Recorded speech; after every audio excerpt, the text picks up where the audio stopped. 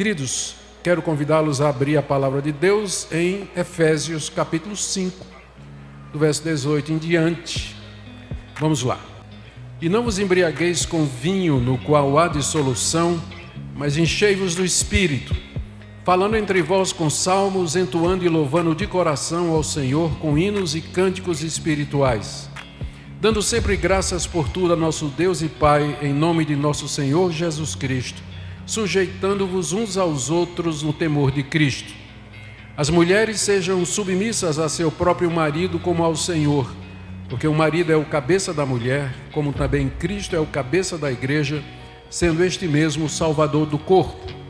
Como, porém, a igreja está sujeita a Cristo, assim também as mulheres sejam em tudo submissas ao seu marido. Maridos, amai vossa mulher, como também Cristo amou a igreja e a si mesmo se entregou por ela, para que a santificasse, tendo-a purificado por meio da lavagem de água pela palavra, para apresentar a si mesmo igreja gloriosa, sem mácula, nem ruga, nem coisa semelhante, porém santa e sem defeito. Assim também os maridos devem amar a sua mulher como ao próprio corpo. Quem ama a esposa a si mesmo se ama. Porque ninguém jamais odiou a própria carne, antes a alimenta e dela cuida, como também Cristo faz com a igreja, porque somos membros do seu corpo. Eis porque deixará o homem seu pai e sua mãe, se unirá à sua mulher, e se tornarão os dois uma só carne. Grande é esse mistério, mas eu me refiro a Cristo e à igreja. Não obstante, vós, cada um de per si, também ame a própria esposa como a si mesmo, e a esposa respeite ao marido. Filhos, obedecei a vossos pais no Senhor, pois isso é justo. Honra teu pai e tua mãe, que é o primeiro mandamento com promessa, para que te vá bem e sejas de longa vida sobre a terra. E vós, pais, não provoqueis vossos filhos a ira, mas criai-os na disciplina e na admoestação do Senhor. Quanto a vós outros servos, obedecei a vosso Senhor segundo a carne, com temor e tremor na sinceridade do vosso coração como a Cristo, não servindo à vista como para agradar a homens, mas como servos de Cristo, fazendo de coração a vontade de Deus, servindo de boa vontade como ao Senhor, e não como a homens, certos de que cada um, se fizer alguma coisa boa, receberá isso outra vez do Senhor, quer seja servo, quer livre. E vós, senhores, de igual modo procedei para com eles, deixando as ameaças, sabendo que o Senhor, tanto deles como vosso, está nos céus, e que para com ele não há acepção de pessoas. Até aqui a leitura da palavra de Deus. Senhor Deus, mais uma vez pedimos a iluminação do Teu Espírito Santo, para que nós possamos compreender a Tua palavra e de que maneira ela se aplica a nós. É o que pedimos em nome de Jesus. Amém. Amém. Queridos, o apóstolo Paulo escreveu essa passagem no final da carta aos Efésios, onde ele está trazendo algumas orientações práticas aos membros daquela igreja. E depois de falar dos privilégios que nós temos em Cristo, especialmente nos capítulos iniciais, ele começa a falar das nossas responsabilidades, dos deveres que são próprios daqueles que professam a fé em Cristo Jesus. Então, a partir do capítulo 4, ele começa a falar da unidade do Espírito, ele começa a falar de dons espirituais, depois ele entra no processo de santificação, como nós devemos viver uma vida santificada, e depois ele caminha pelo lar cristão e o desempenho dos servos de Deus no meio da sociedade, terminando com aquela exposição conhecida a respeito da armadura de Deus. Eu quero focar somente na parte onde ele orienta os crentes, no verso 18, a serem cheios do Espírito Santo, vendo primeiro o que é que ele quer dizer com isso, o que é que significa ser cheio do Espírito Santo no pensamento de Paulo aqui. Segundo, de que maneira nós podemos nos encher do Espírito Santo. E terceiro, quais os efeitos práticos de uma vida cheia do poder do Espírito Santo. Eu creio que esses 3 pontos eles são essenciais para nós entendermos o tema desse encontro e as implicações para os nossos dias. Portanto, eu peço que você siga com atenção, em oração, pedindo que o nosso Deus traga iluminação ao seu entendimento para a compreensão dessa passagem. primeiro lugar, então, vamos ver o que é que Paulo quer dizer com enchei-vos do Espírito, como nós lemos aí no verso 18. Eu creio que a primeira coisa a ser notada é que quando Paulo fala do Espírito Santo, ele está falando da terceira pessoa da Trindade. Embora a metáfora que ele esteja usando aqui, enchei-vos do Espírito, possa sugerir que o Espírito Santo é um líquido celestial e que nós somos grandes reservatórios dentro dos quais Deus derrama esse líquido que é o Espírito Santo, ele na verdade é visto, é entendido e crido como um ser pessoal. O Espírito Santo é pessoal. Ele não é um líquido, não é um gás, não é uma força que vem de Deus, mas ele é a terceira pessoa da Trindade. Isso aqui é importante porque tem pregadores e pastores que falam e pregam como se eles tivessem domínio sobre o Espírito Santo e pudessem controlar ou manipular o Espírito Santo, tipo jogar o Espírito Santo, soprar o Espírito Santo, como se o Espírito Santo fosse uma coisa. Mas o Espírito Santo não é uma coisa, ele é uma pessoa. Então estar cheio do Espírito Santo é estar debaixo do domínio do Espírito Santo e não o contrário. Você nunca vai chegar a um ponto de espiritualidade que você vai manipular, controlar ou dizer ao Espírito Santo o que ele vai fazer, quem ele vai curar, aonde ele vai se revelar. Não é interessante que no Novo Testamento os apóstolos nunca marcaram reunião de cura? Sabe por quê? Eles não sabiam quando o Espírito Santo ia agir, porque eles não tinham controle sobre o Espírito Santo, eles eram controlados pelo Espírito Santo. Segunda observação aqui é que quando Paulo diz enchei-vos do Espírito, ele está falando da terceira pessoa da Trindade, ele não colocou aqui o adjetivo santo, que é o adjetivo que caracteriza o Espírito e o faz diferente dos demais espíritos. A mesma palavra Espírito no grego é usada no Novo Testamento para se referir ao espírito humano e aos espíritos imundos. O que faz a distinção do Espírito de Deus em relação a esses dois é o apelativo santo. Esse é o nome dele, Espírito Santo, em distinção aos espíritos imundos e ao espírito pecaminoso do ser humano. Por que isso é importante?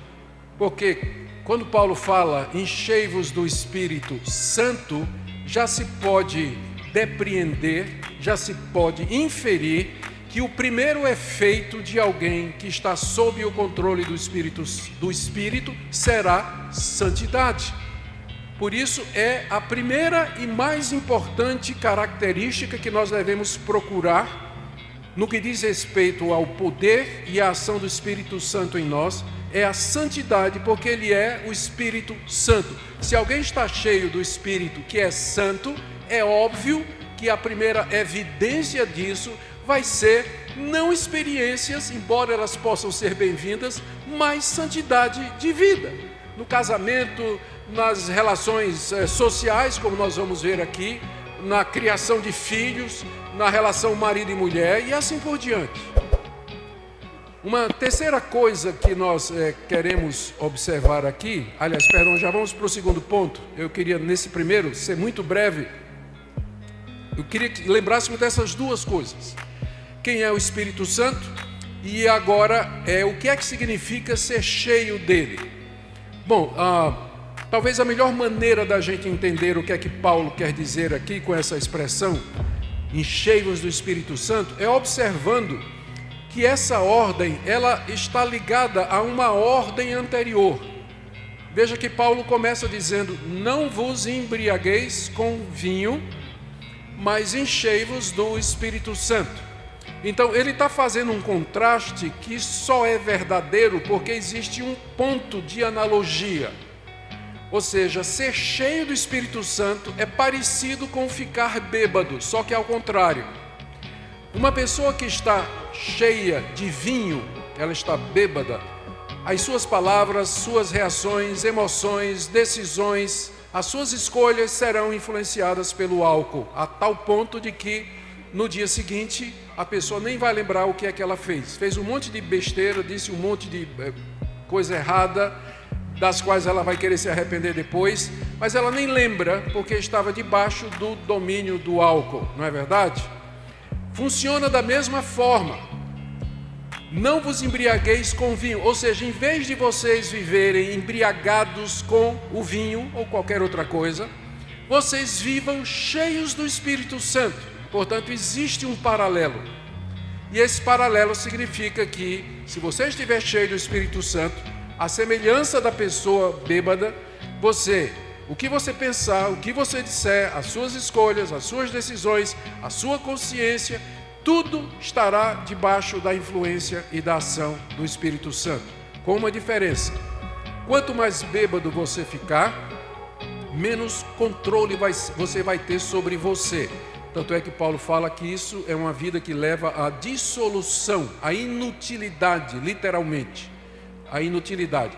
Enquanto que, quanto mais cheio do Espírito Santo você for, mais domínio próprio você vai ter. Não é verdade? É por isso que eu não entendo como tem pessoas que identificam a presença do Espírito Santo pela bizarrice da atitude das pessoas. Então, para essas pessoas, quanto mais estranho for, mais cheio do Espírito Santo a pessoa é. Aí o cara sobe em pau de sebo durante o culto, planta bananeira, dá salto triplo mortal, e aí vai dizer que está cheio do Espírito Santo. Mas eu acho que por aqui, quanto mais cheio do Espírito, em oposição a estar embriagado, mais domínio próprio a pessoa tem. Mais santa ela vai ser nos relacionamentos, nas conversas, em tudo que ela faz. Não vamos confundir bizarrice, estranheza, coisas absurdas com plenitude do Espírito Santo. Algumas pessoas dizem, não, mas lá no dia de Pentecostes, quando o Espírito Santo desceu, a multidão olhou para eles e disse que eles estavam bêbados. Sim, mas não porque eles estavam plantando bananeira, mas porque eles estavam falando coisas que alguns da multidão não estavam entendendo, como pessoas bêbadas falam. Não tinha ninguém ali procedendo de maneira bizarra, caindo no chão, rolando no chão e coisa dessa natureza. Quanto mais cheio do Espírito Santo nós formos, mais humanos nós seremos, mais gente nós seremos, mais pessoas nós seremos, porque nós seremos curados, protegidos, abençoados de todas as bizarrices que o pecado introduziu na nossa natureza, e seremos mais semelhantes ao Senhor Jesus, o homem perfeito, que é isso que o Espírito Santo quer produzir em nós. Então, em primeiro lugar, ser cheio do Espírito Santo é entendido à luz desse paralelo com o ficar embriagado, e significa estar debaixo do domínio, do controle do Espírito Santo, que produz domínio próprio e santidade de vida. Mas também a gente pode entender o que significa ser cheio do Espírito Santo à medida que a gente observa como Paulo ensina a igreja de Éfeso de que forma eles podem receber essa plenitude. As coisas estão entrelaçadas aqui. Então, agora entrando já para a terceira parte do que eu quero dizer para vocês nessa noite, nós vamos ver como Paulo orienta a igreja de Éfeso a ser cheia do Espírito Santo. E ao fazer isso, nós vamos perceber mais ainda o que é que significa ser cheio do Espírito Santo. Algumas observações eu quero fazer sobre a palavra enchei-vos. Obviamente, não é um imperativo, é uma ordem. Paulo aqui não está dando um conselho, Paulo aqui não está dando a sua opinião, Paulo aqui não está pedindo, Paulo aqui está determinando. Isso aqui é um imperativo. O imperativo é o modo do verbo grego ou de qualquer língua em que se espera uma aquiescência, uma submissão ao que está sendo dito. Então, quando Paulo está dizendo enchei-vos, ele espera ser obedecido nisso. O que introduz um ponto muito interessante, que ser cheio do Espírito Santo não é uma opção que você tem. Infelizmente, há algumas décadas, se tornou muito popular no meio evangélico a teoria do crente carnal. Pessoas que estavam salvas, mas eram carnais. Elas iriam para o céu, mas iriam entrar como em 1 Coríntios, capítulo 4, onde o apóstolo Paulo fala daqueles que eram salvos pelo fogo. Então, tinha-se essa ideia de que você era crente, mas é que você ia para o céu, porque você tinha fé em Jesus, mas não ia receber galardão nenhum. Você era um crente carnal. Estava salvo, mas andava na carne. Bom, carnal em 1 Coríntios, é onde o termo é usado para se referir ao crente, não tem nada a ver com ética nem moralidade. Tem a ver com idade espiritual. Paulo chama de carnal os coríntios porque eles eram crianças em Cristo. Eles eram novos convertidos. Então não tem isso de você dizer, eu sou crente e eu só quero entrar no céu, eu não quero galardão. Não, você não tem opção. A ordem é que você seja cheio do Espírito Santo. Não existe outra alternativa para você. Ou você está cheio do Espírito Santo hoje à noite, ou você está em pecado. Você está desobedecendo a palavra de Deus. Está desobedecendo a palavra de Deus. Vocês vejam como nós temos 2 pesos e 2 medidas. Qual o primeiro imperativo aqui desse verso? Não vos embriagueis com vinho. É uma ordem também na língua grega. Se chegar alguém bêbado na sua igreja no domingo de manhã, um membro da igreja embriagado, o que é que você vai fazer? A Bíblia está dizendo, né? Não vos embriagueis com vinho. O sujeito vai ser chamado no gabinete do pastor, vai ser chamado no conselho, ele vai ser processado, vai ser até expulso da igreja.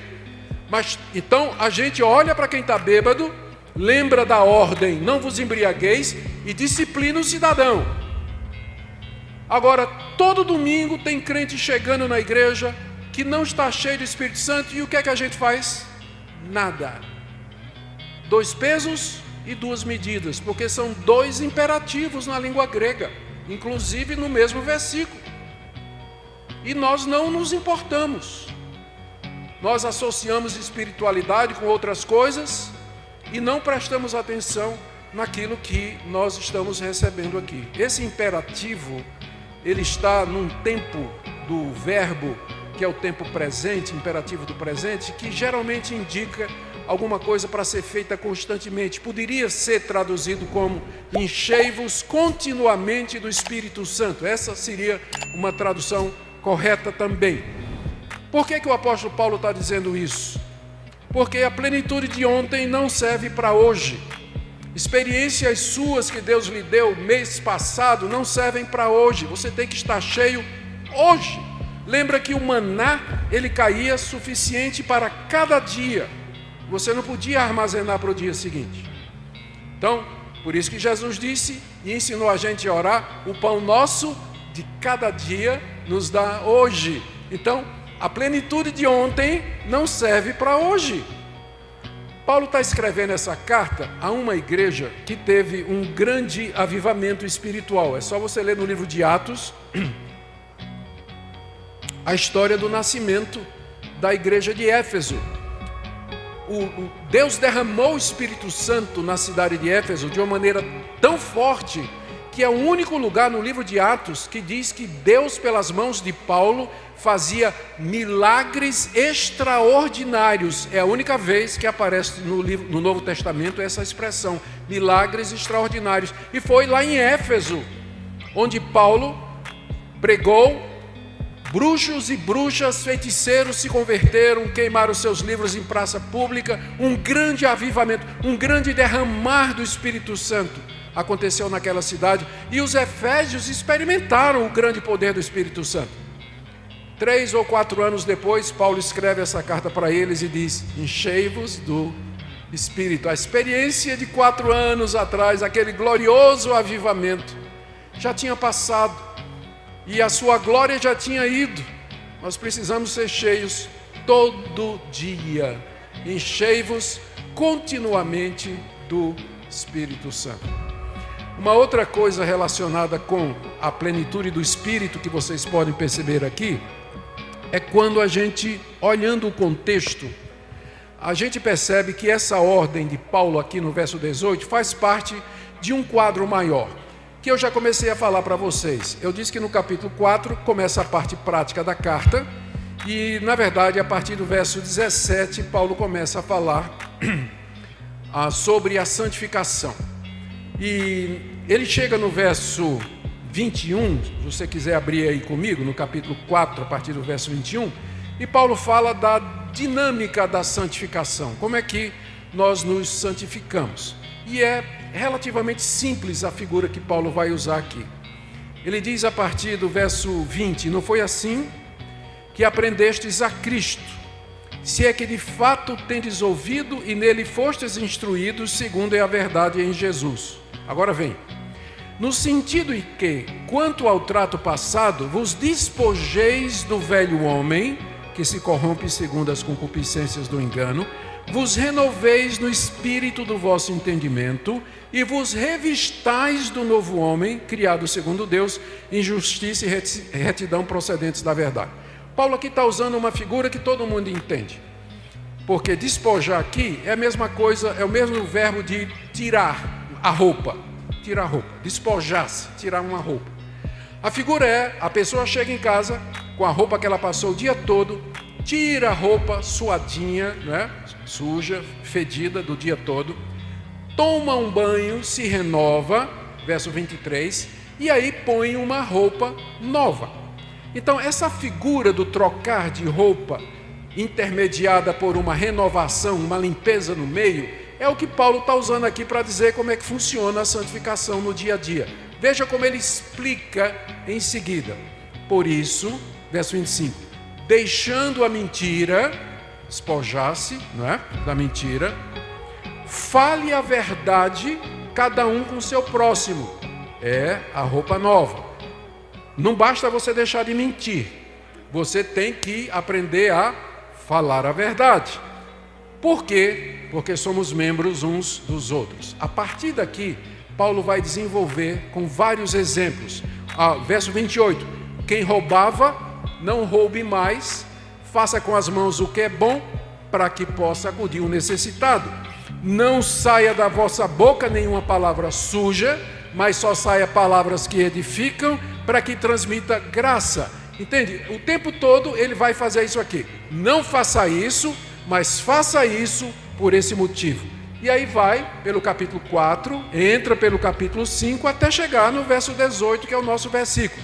Não vos embriagueis com vinho, ou seja, é o negativo, despojar-se do velho homem, mas enchei-vos do Espírito, que é o positivo, revestir-se de Cristo, porque no vinho há dissolução, o motivo apresentado. Ou seja, é dessa forma que eu me encho do Espírito Santo. Notou a sequência?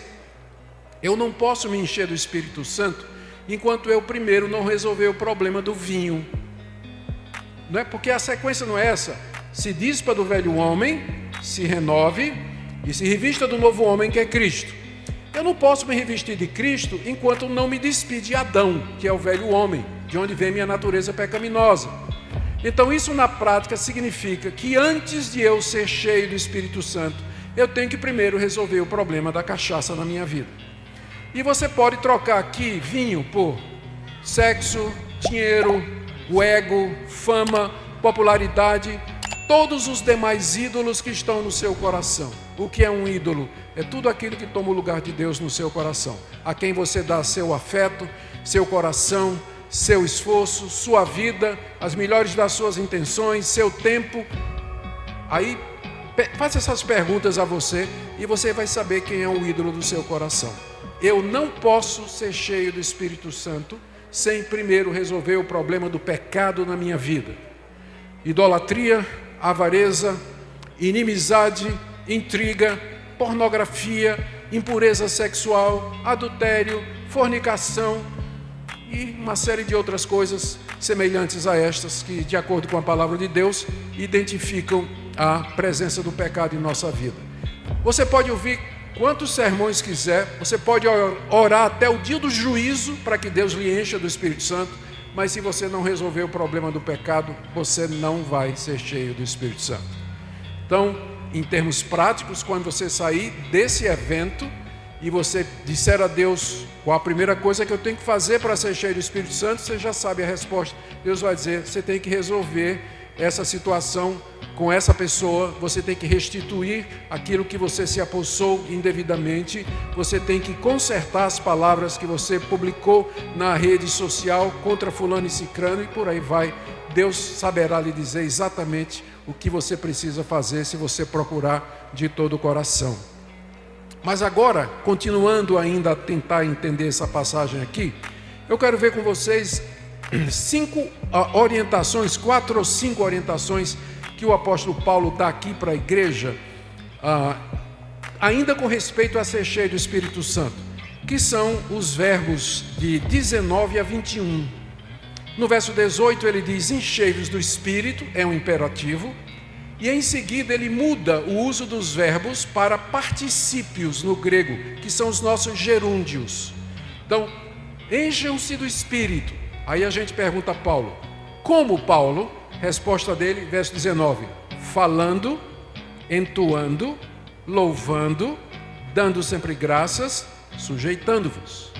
Então, os verbos que vêm em seguida, eles explicam como nós podemos ser cheios do Espírito Santo. E quando a gente vê a simplicidade disso aqui, a gente dá até risada. Quando a gente vai, às vezes, numa livraria, e lá na seção do Espírito Santo, você vê assim, o título: 32 passos para o poder espiritual, 312 chaves para a autoridade do Espírito, o segredo da plenitude espiritual. Eu estou vendo aqui 5 coisas que Paulo manda que são extremamente simples e qualquer pessoa pode fazer. Plenitude do Espírito não é para uma casta, não é para uma elite dentro da igreja, mas é a porção e a bênção que Deus quer dar a todos os crentes em Cristo Jesus. Por isso que é uma ordem. Infelizmente há pessoas que se apresentam como vindas da parte de Deus, como sendo detentoras de um conhecimento secreto, gnóstico, esotérico, que tem uma relação especial com Deus, inspirando temor, reverência na parte daqueles que o seguem. Não tem isso na Bíblia. Plenitude do Espírito não é só para apóstolo, pastor, presbítero, bispo, arcanjo, sei lá mais o que é que tem hoje por aí, mas para crentes comuns como vocês e como eu. Olha o que é dito aqui, veja como Paulo orienta aqui. Pergunta: Paulo, como é que eu me encho do Espírito? Primeiro, falando entre vós com salmos. Salmos significa simplesmente o Antigo Testamento. Paulo está usando uma das 3 partes do cânon hebraico: lei, profetas e escritos, ou salmos. Os salmos faziam parte dos escritos. Então é muito frequente os autores do Novo Testamento se referirem ao Antigo Testamento pelas suas partes: a lei, os profetas, ou os salmos, ou os escritos. Quando Paulo diz que eu posso me encher do Espírito, que nós podemos nos encher do Espírito, falando entre nós em salmos, ele está dizendo simplesmente que à medida que nós nos reunimos para falar a respeito da palavra de Deus, estudar a palavra de Deus, nós somos cheios do Espírito Santo. E aqui realçando essa relação indissolúvel entre Espírito e palavra. O que é que acontece? Terminou o culto, os crentes fazem aquelas rodinhas na frente da igreja, vão falar de política, vão falar de dorama, vão falar de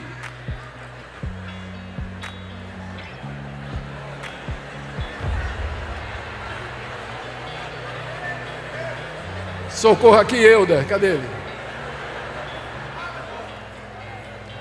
Vão falar da vida dos outros, vão falar de tudo, né? Não é verdade? Aí durante a semana se reúne com os irmãos para falar sobre um monte de coisa. Mas eu tenho certeza que você já teve uma experiência de ir para um estudo bíblico durante a semana, ou em casa mesmo, você abrir a palavra de Deus com sua família, ler a palavra, meditar na palavra, e você sente a presença do Espírito Santo, o poder do Espírito Santo. Eu me encho do Espírito falando com os meus irmãos a respeito da palavra de Deus. Note aqui a coletividade falando entre vós. O desigrejado não pode cumprir isso, pode? Não. O desigrejado não pode cumprir isso. Ele não pode usar esse meio de graça, que é a comunhão dos santos, pela qual Deus nos enche da plenitude, nos dá a plenitude do seu Espírito Santo. Olha a segunda coisa: entoando e louvando de coração ao Senhor com hinos e cânticos espirituais. Cantar a Deus juntos, entoarmos a Deus louvores que sejam espirituais, ou seja, que estejam de acordo com aquilo que o Espírito Santo revelou na sua palavra. Cântico espiritual não é aquele que o cantor gospel chega e diz assim: meus irmãos, eu vou cantar um hino que Deus me deu, que Deus me revelou, um hino vou cantar aqui. E já começa assassinando o português e a gramática, não é? O Espírito Santo saberia falar português, eu imagino, não é? Eu imagino. Não creio em inspiração desse tipo, não é? Não creio. Quando fala aqui de cântico espiritual, significa cânticos que estão de acordo com aquilo que o Espírito Santo vem revelando na Bíblia toda. O que torna um cântico espiritual não é o tipo de emoção que ele evoca ou reação que ele provoca, mas a veracidade do que ele ensina. Tem que ter Bíblia, tem que ser verdade. Pode ser um cântico mais lindo do mundo, e nós temos no nosso meio muitos compositores habilidosos, mas a teologia tem que ser boa. Tem que ser boa a teologia, tem que cantar a verdade, porque se você cantar o erro, não tem nada de espiritual nisso aí. Depois do culto no domingo, quando chegar na quarta-feira, o pessoal já esqueceu o que você pregou, mas ele vai lembrar do hino. Ele vai estar cantarolando o cântico. A importância de que os pastores assumam isso nas suas igrejas. O pastor simplesmente às vezes pega essa área de cântico e deixa na mão do grupo de louvor lá. Pessoal que não se preparou, não tem teologia, são bem intencionados, mas não tem teologia. E você ouve cada coisa. Então o pastor devia puxar isso para si, examinar a letra, dizer: aqui na igreja isso aqui nós não vamos cantar não, mas foi fulana de tal quem compôs. Canta não, tem que cantar a verdade e não erros, por mais bonitos que eles sejam. Terceira coisa que Paulo diz, verso 20: dando sempre graças por tudo a nosso Deus e Pai, em nome do nosso Senhor Jesus. Estão me seguindo? Verso 18: enchei-vos do Espírito. Como, Paulo? Irmãos, cantando, falando entre vocês com a palavra de Deus. Segundo, cantando cânticos espirituais. Terceiro, dando sempre graças a Deus por tudo. O Espírito Santo não pode encher quem já está cheio de reclamação, de murmuração, de crítica, de mágoa e de ressentimento. Não é verdade? Por isso que ele diz aqui, para você ser cheio do Espírito Santo, você tem que viver uma vida de gratidão, dando sempre graças a Deus em tudo, ou por tudo. As coisas boas, as ruins, as tristes, as que ferem, que magoam. Por que eu posso fazer isso? Ou como é que eu posso fazer isso, pastor? Resposta simples: acreditar no que está escrito em Romanos capítulo 8, que eu vou falar amanhã. Todas as coisas cooperam para o bem daqueles que amam a Deus. Se você crê nisso, você vai viver uma vida de gratidão, porque tudo que bater na sua porta terá sido enviado pelo Deus que te ama e que às vezes tem que ferir você para operar aquele bem maior que Ele pretende em sua vida, que é você ser semelhante a Jesus. Então, dando graças a Deus em tudo. E em quarto lugar, verso 21, sujeitando-vos uns aos outros no temor de Cristo. Deus nos deu diferentes responsabilidades na sua igreja e nós ocupamos diferentes funções. Faz parte de nos encher do Espírito Santo reconhecer a dispensação de Deus, as vocações que Deus deu e nos submeter àqueles que Deus colocou com autoridade sobre nós. Por que isso é importante? Porque demonstra quebrantamento, humildade e reconhecimento de que toda autoridade provém da parte de Deus. Portanto, nós temos que nos sujeitar uns aos outros, respeitar uns aos outros no temor de Cristo, não com temores humanos, mas no temor de Cristo. E aí o apóstolo Paulo começa a dar alguns exemplos e que já é a última parte do que eu quero dizer para vocês, que está relacionado às consequências de nós vivermos uma vida cheia do Espírito Santo. no verso 21, ele diz: sujeitando-vos uns aos outros no temor de Cristo. E a partir do verso 22, ele começa a detalhar essa submissão. A mulher casada, crente, ela cumpre o mandamento do verso 21 de sujeição mútua, sendo submissa ao seu próprio marido. Verso 22, as mulheres sejam submissas a seu próprio marido como ao Senhor. Viu aí a ligação? Né? O verso 21 não está encerrando o assunto. O assunto da submissão mútua continua no verso 22. Só que agora Paulo está exemplificando. Olha a sequência. Enchei-vos do Espírito. Verso 18. Como? Falando entre vós, cantando em salmos, dando sempre graças e se sujeitando uns aos outros. Mas em termos práticos, Paulo, como é que eu faço isso? As mulheres se sujeitem aos seus maridos, como se fossem sujeitas ao próprio Cristo, ou como elas são sujeitas a Cristo. Então, minha irmãzinha, eu não quero saber quantos milagres você fez, quantas revelações você tem, se você usa coque, se você é do ciclo de oração. Eu não quero saber esse tipo de coisa. Eu quero saber como é que você trata o seu marido. Eu quero ver no dia a dia como é que você trata o seu marido, porque é isso que vai mostrar a sua espiritualidade ou não. Marido é a mesma coisa, verso 25. Maridos, amai vossa mulher. Como é que o homem cristão casado demonstra submissão pedida no verso 21? Quando ele ama a sua esposa e se entrega por ela, como Cristo amou a igreja e se entregou pela igreja também. Então, meu irmão, eu não quero saber de sinais, prodígios, maravilhas, coisas extraordinárias que Deus faça por você. Eu quero saber como é que você trata a sua esposa. É isso que vai mostrar de fato se você está cheio do Espírito Santo ou não. É revelador isso aí, não é? Revelador isso aí.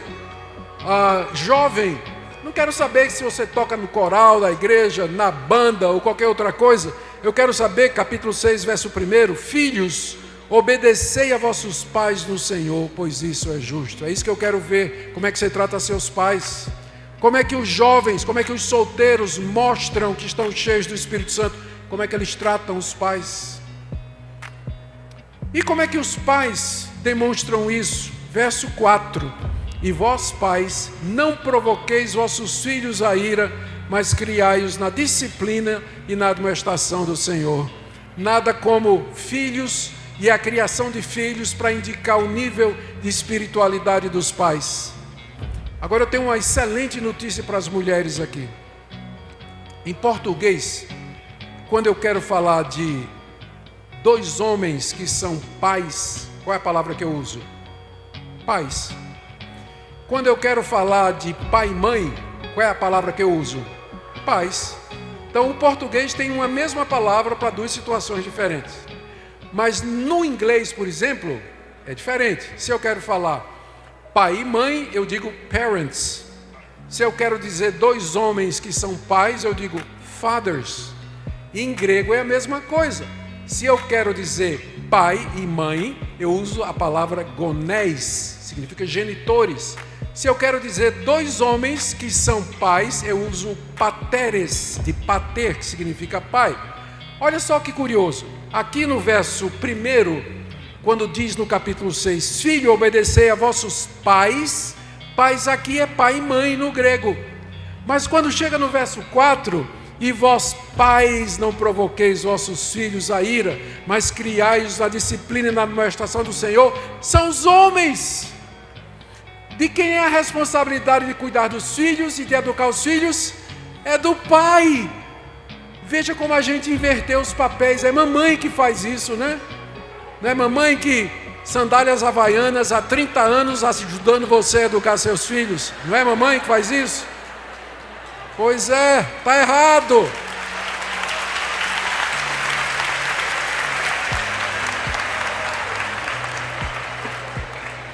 Muitos homens estão abdicando o seu papel bíblico. Não estou dizendo que a mãe não possa fazer isso, mas a responsabilidade de criar os filhos na disciplina e na admoestação do Senhor é do pai. Então eu vou dizer, pai, O que me interessa, o que vai mostrar que você está cheio do Espírito, é exatamente a maneira como você educa o seu filho. A sua preocupação com a descendência que Deus lhe deu, é isso que vai mostrar o quanto de fato você está andando no Espírito Santo. E o mesmo princípio, no verso 5, olha: quanto a vós outros servos, obedecei a vosso Senhor, segundo a carne, com temor e tremor, na sinceridade do vosso coração, como a Cristo. Paulo está desenvolvendo o verso 21 do capítulo 5, quando ele diz: sujeitai-vos uns aos outros. Os servos se sujeitem aos seus patrões, trabalhem, sejam o melhor empregado da empresa. E aí vai mostrar que você está cheio do Espírito Santo. Uma vez recebi um irmão lá no meu gabinete, no escritório, dizendo: pastor, eu queria que o senhor orasse por mim, porque eu fui demitido. Mas você não trabalhava na fábrica de fulano, que é crente, nosso irmão, e membro aqui da nossa igreja? É, pastor, mas ele não gosta de crente não. Ele me perseguiu até que me botou para fora. Disse: tá bom, então tá bom, Deus abençoe, que você consiga um outro emprego. Ele saiu, peguei o telefone e liguei: fulano, tu demitisse Zé, nosso irmão, membro da igreja aqui? Demiti, pastor. Mas como é que você fala um negócio desse? Pastor, era o pior empregado que eu tinha.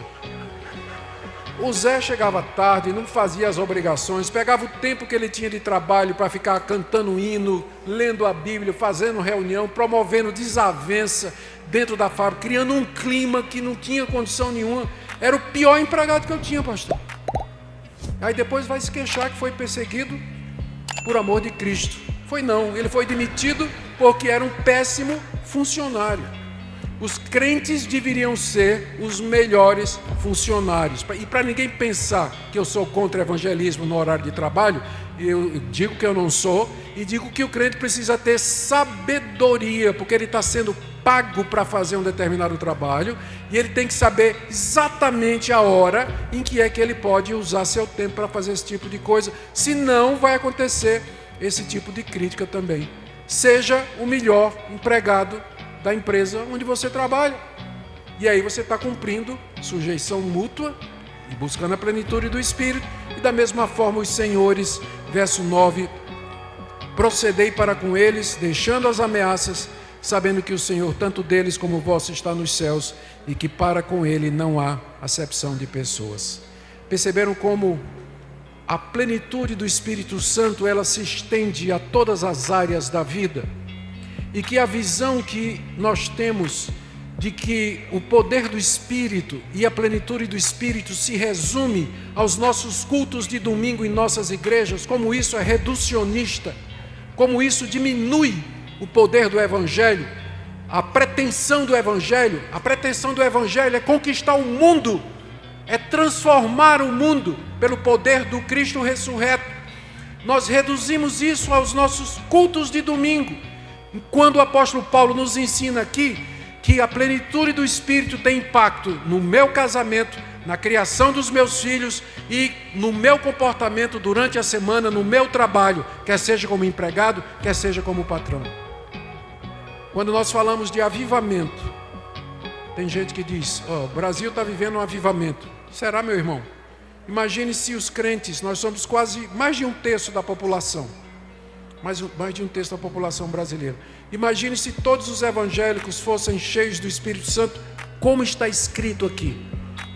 Porque para mim, plenitude do Espírito é isso aqui, tá? É isso aqui. Pode ter outras coisas? Pode, mas são absolutamente secundárias e não essenciais. Mas é isso que muda países, é isso que muda corações e transforma sociedades, quando a igreja entende que a plenitude do Espírito Santo, através da igreja, se estende e tem efeitos em todas as áreas da sociedade e da nossa existência. Por isso que eu quero terminar nessa noite com um apelo para vocês pensarem, para vocês refletirem sobre essa questão. Somos, de fato, uma igreja brasileira cheia do Espírito Santo. Se somos, por que nossa presença em solo brasileiro parece não fazer diferença na ética, na moral, na política, na economia, nas artes, na educação? Uma vez que nós percebemos que há uma relação entre o Espírito Santo e todas essas coisas. Queridos, que Deus tenha misericórdia de nós, que Deus nos perdoe e que Ele nos quebrante e que Ele de fato nos encha do seu Espírito Santo de verdade, para que a gente veja transformação do nosso país. Amém? Vamos ficar em pé, em nome de Jesus.